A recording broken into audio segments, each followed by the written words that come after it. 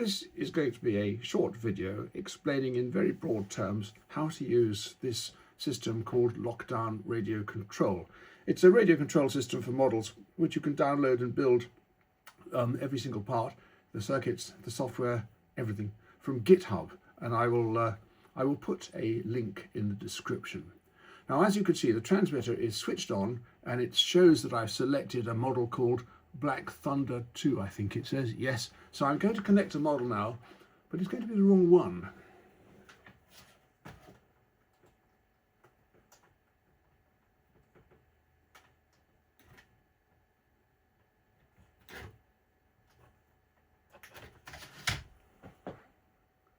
Connected. Model memory found. And now, as you have probably noticed, it's connected to the model, and it's also changed to the selected model because it discovered that the selected model was the wrong one, and it discovered that the correct model was one of its model memories, and it's loaded it, which I think is kind of important, and very few systems do that. Now, I'll tell you briefly in what's on this front screen. Clearly, on the middle is a picture of the model. On the right, the channels, and if I move them, you can see, yeah, they move about. And over here we got bank 4 selected, and Malcolm, which is the name of the owner, that's me, RPM, amps, milliamp hours, escape temperature, transmitter voltage 8.08, and receiver voltage. They're all coming through. Now there's a big green bar at the bottom here. Well, let's get the screen back on. It times out after a couple of minutes.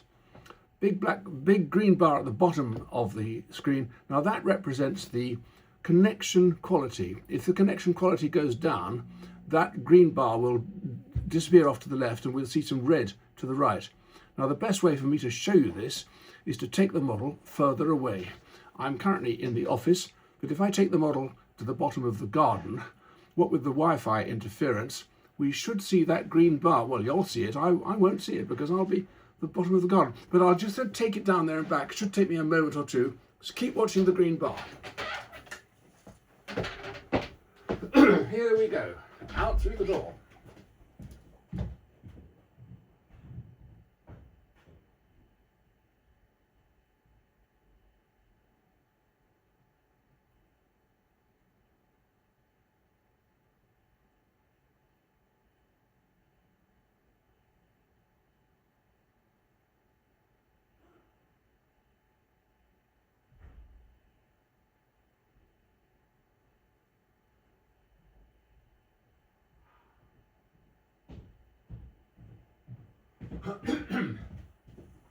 And I have come back from the bottom of the garden, and of course the green bar is back where it was, but probably in my absence you saw it somewhere else. Now I will show you a quick rundown of what goes on here. Oh yes, I should explain briefly that when you get 100% of the packets acknowledged, the green bar is entirely green. If we only had 50% of the packets acknowledged, it would be half red. That's pretty obvious. Okay, I'll get my breath back and I'll tell you about the transmitter options. Pressing the button on the left will give us the transmitter options. There we are. I'll go through them in order. The top one, calibration. Oh yes, I press it over here. Excuse me. Calibrate. We can't calibrate while we're connected. Fair enough. So I'll disconnect. And Disconnected. there we are. We're disconnected. Now I should be able to calibrate. Okay, this is the calibration screen. I can reset it, calibrate the sticks, calibrate the trims, all sorts of things like that. I won't do it now. Incidentally, every one of these screens has a help screen attached. So there's context-sensitive help everywhere. So it's not very easy to get confused. Okay, the next one is system. This shows us we got automatic model selection switched on. I just demonstrated it. The screen timeout, I think I demonstrated that too. It goes off in 2 minutes.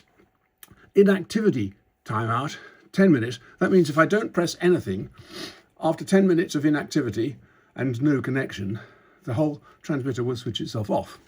Low battery will warn it at 30%. Transmitter mode 1, because that's how I fly. And that's my name. I'm the owner. And down the bottom here we have a bind button. And oh yes, if I hit next, there's the clock. So we can set the clock with this thing. And we can also set the time zone, because in terms of how many hours from GMT. And I think there is a third one, yes. We can make log files and various other parameters down here. Lots of options. So that's that one. The next one is sounds. Now here we can change the volume of the sounds and what the sounds causes the sounds. You can see it all there. Also the variometer for gliders, if you want to do that, and it does the brightness as well. But the brightness is nearly always on 100% because anything less isn't really enough. Okay, and then switches. Now these are the 4 switches on the top of the transmitter, and I use bank 4 and motor on the number 1. And well, you can see what I'm using because it's all there. If I press one of these, that one for example, number 2, we've got it selected safety, but I could select any of these things and I could reverse it down here, but I won't do that. So that's the switches. And now we have backgrounds. There are lots of backgrounds, and it's just a question of taste, what you happen to like looking at when you're not doing anything very sensible. And I think, well, which is my favourite one? Oh, I think I quite liked that one. Yes, that's quite a nice one. Okay, batteries. That tells me the battery that's in the model, the battery that's in the transmitter. Not very complicated. Scan. This is a lot of fun. If you want to know whether you're going to suffer interference from local Wi-Fi and so on, just hit this button, and here we have a display. And actually, at the moment, there's quite a lot of interference because I'm in the house and there's a lot of Wi-Fi. And as you see, we're getting roughly 75 hits per second. If it goes over 100, I would suggest finding a different place to fly. Incidentally, that red line, if you wonder what that means, it means anything to the left is legal, anything to the right is outside the waveband and not really allowed. So everyone uses to the left, including me, and I think it's medical appliances that use to the right. Now we've done the switches, the background, the batteries, the scanner. What have I left out? Oh, buddy, yeah. You can be a buddy master or a buddy pupil. If I want to be a master, switch that on. There we are. And the master, it uses a 3-position switch, and each of the positions can select one of these 3 things. Master, and nudge is in the 3rd position. Nudge is a variety.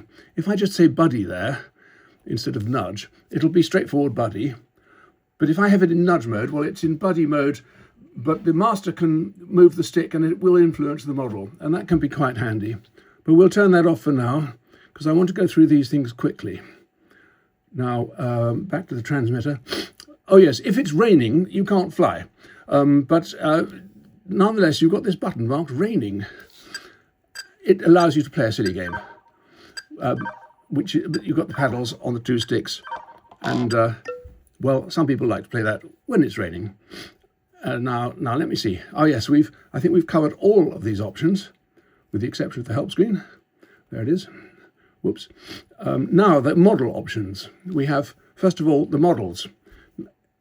Whoops, we can select a model here, though frankly we don't really need to, because when we switch on and connect, it'll select the right model automatically. But we can select the model here, and as you see, I can just scroll around here and select a model, and a picture of the model will appear down there. On the left-hand side of this screen is the models currently in use.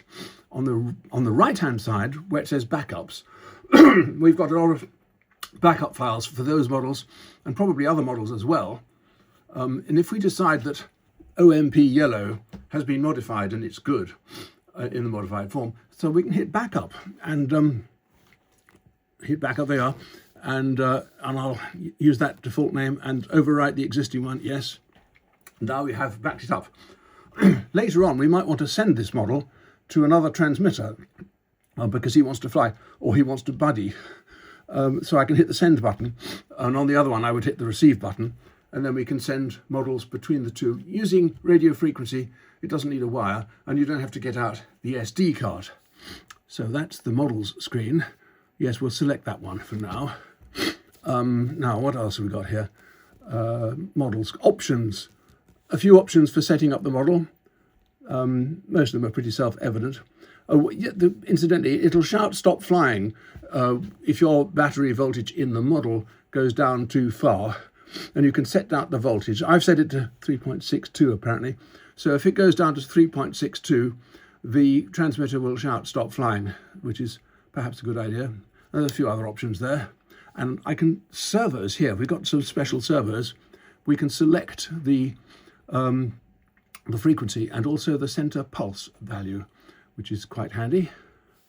So we can use any old servo. Now, what have we got? We've done, we did options, we did that, yes. So batteries, we've got that, we've seen that one before. And so now we look at channels. Here we can see all the channels and move them about, which is, well, we've got them on the front screen. So in a way, we don't need it there as well, but we've got it there. Fail safe, I can set any or all channels to go to the position they were in. When I hit the save button, which doesn't work if I'm not connected, there we are, model isn't connected. But in fact, I'll connect a model, then you can see. I'll connect this one. There we are, it's connected. It is, of course, the wrong model. Connected. Model memory found. And as you may have noticed, it's, of course, found the right model and moved to it. Now when I go to failsafe, there we are, failsafe, I put the sticks where I want, the switches and the sticks where I want to failsafe, and hit save, and it saved it to the model. So if the model loses transmitter signal, it'll go to those positions. Not that safe, but better than nothing. Log, here we can see the log files, and these log files tell you exactly what happened and when. That's why the clock's there, because without the clock we wouldn't know when, but with this we do know when. And incidentally, the log files can be enormously long, and it doesn't really matter because the software will scroll through them, loading only the bit that's on the screen. That's the logs, where we are. Trims, not really needed for helicopters, but models like to have trims, and this lets you see them quickly, and also copy them to the sub-trim, which means that the centers would then be all 0, but we won't do that much for helicopters. Trims, inputs. Now, inputs, yes, we are connected, so we better be careful. This shows all 16 channels and all 4 trims, and on the blue column, that's the blue numbers, that's the input channel from the transmitter. So the order of the inputs is exactly as you would see on a Futaba radio. The red channel, the red numbers on the right-hand side, these are the output channels. So that, for example, aileron is coming in from channel 1, and it's going out on channel 1. But you can change these to anything that you want. And that works. And you can also change the name of the channel. I've called it aileron, elevator, etc. So I've got collective, but some people would write throttle there if it wasn't a helicopter. I think you understand what I mean. We'll get rid of that. Next one, telemetry. Okay, this screen tells us quite a lot of data which you won't get with other people's transmitters. The average packet rate, for example, or frame rate. How many lost packets we suffered? 23 apparently. The longest comms gap, 94. That's a bit longer than I would have expected. So we'll clear that. There we are. Now it's going to stay 0 for some time, I imagine. Because we are still connected. The green light is on. Incidentally, that green light up there, oh, you can't see it. I'll show you. There it is. The green light is on when you're connected. It's red if you're not connected, and it's trying to connect. It's blue if you're not connected and is not even trying to connect. Now this, okay, we've done the, that was the telemetry. Rates, I can select the rates. But if it's a Rotorflight model, this particular model has a Rotorflight flight controller in it, and it suggests we use the Rotorflight options, which I will come to in a moment. Sub-trim, pretty self-evident, not needed for helicopters really.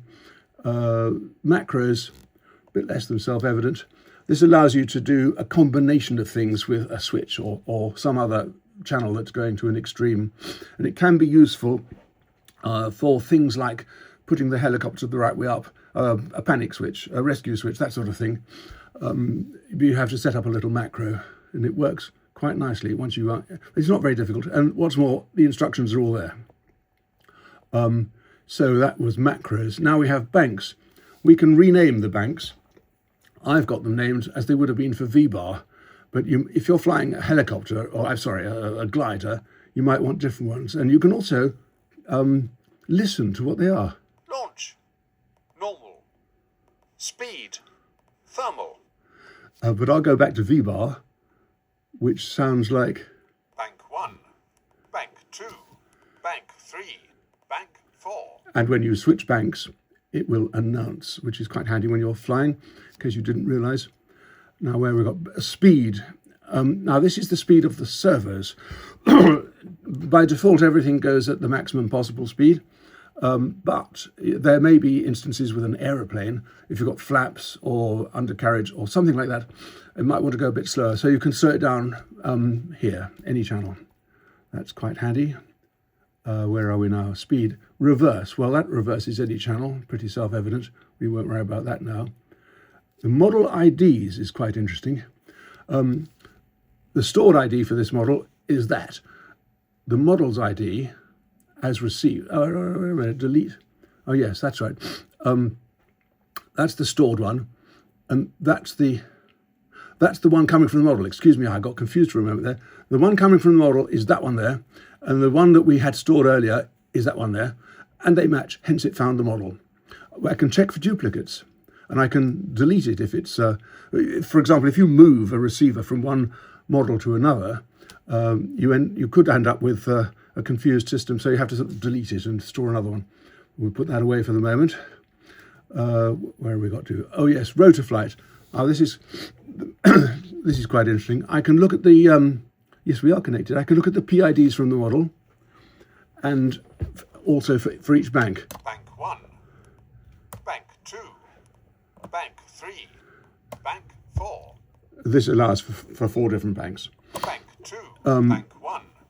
And that's the PIDs. Also here are the advanced PIDs, also for every bank, which you can do. Rates, similarly, we can look at them all, we can edit them all. And the advanced rates, as I call it, we can do the same there. And the governor, we can set the governor. This part of the governor is what I would say is rates, bank dependent, or profiles. That's the word I'm searching for. Profiles dependent. And notice Bank 2. I've changed the Bank head speed, 3. but not much else Bank 4. for the banks. I use bank 4 as auto. Bank 1. There we are. And those are the rates dependent ones. Sorry, the profile dependent ones. And over here, we have the global ones. And we can edit those as well. And what's more, we can save them. Here I save this. Yep, save them to the disk. That'll save them to my SD card in the transmitter. So if I screw up later, I can put those back onto the model with the restore button. And the same is true for the other ones, but you have to use this button here. And I can back up all of them like this. It backs up one bank at a time, and you can say I want PIDs and the advanced and the rates advanced and the governor, all of them. Or you can turn some of these off, do you see? But I'm going to back up. There it goes. It's backing up. It's done it, but that's only for bank 1. If I do this, Bank 2. I can do it for bank 2. Notice that we can select the targets differently from the source. So if I want bank 2 from the model to go to bank 3 on my saved ones, I can do it, if you're with me. So this means you can copy them between banks by this means. Now then, I wonder if I've forgotten anything. Let me go back. Put that. That's probably enough of that for now. Mixes. Oh yes, well that's fairly straightforward. We can mix inputs, mix outputs, mix in only one direction, mix reversed. Any channel can be mixed with any other. We can do all sorts of mixing from this screen here. And once again, we have help screens. Every single screen has a help screen. So there's not really any reason why anyone would ever get confused. I think that probably is sufficient for a first video. I've done 20 minutes of it. So it's possible that you might want to know more, in which case I will do more later. Bye for now.